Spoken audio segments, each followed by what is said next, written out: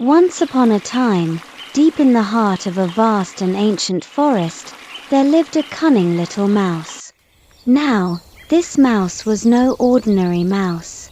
He was clever, quick-witted, and had a knack for getting out of tricky situations.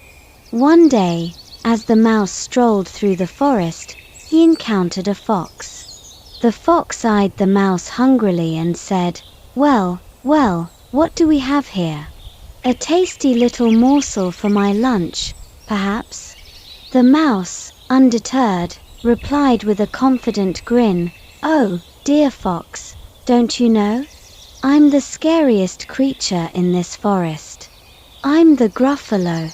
"The Gruffalo," scoffed the fox. "And what might a Gruffalo be?" "Why, didn't you know?" said the mouse, puffing up his chest.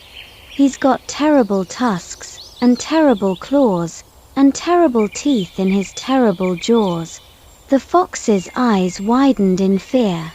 I see," he stammered, before quickly darting away into the trees. Feeling quite pleased with himself, the mouse continued on his way until he met a snake slithering along the forest floor. Well, hissed the snake, flicking its tongue. "What do we have here? A juicy little snack, I think." But the mouse was ready with his tail. "You'd better watch out," he warned. "I'm the Gruffalo, you see. I've got knobbly knees and turned-out toes, and a poisonous wart at the end of my nose." The snake recoiled in horror.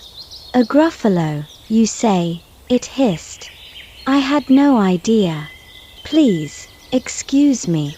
And with that, it slithered away into the undergrowth.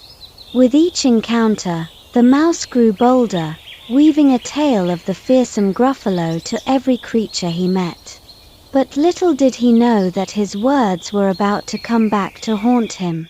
As the sun began to set and the shadows lengthened, the mouse heard a rustling in the bushes ahead. Out stepped a creature unlike any he had ever seen before. It had terrible tusks, and terrible claws, and terrible teeth in its terrible jaws. The mouse's heart pounded in his chest as he realized he had met his match.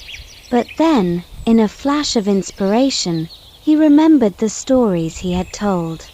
"Gruffalo, Gruffalo," he said, trying to sound brave. "Don't you know? Everyone's afraid of me. They call me the scariest creature in this forest." The Gruffalo blinked, surprised. "They do?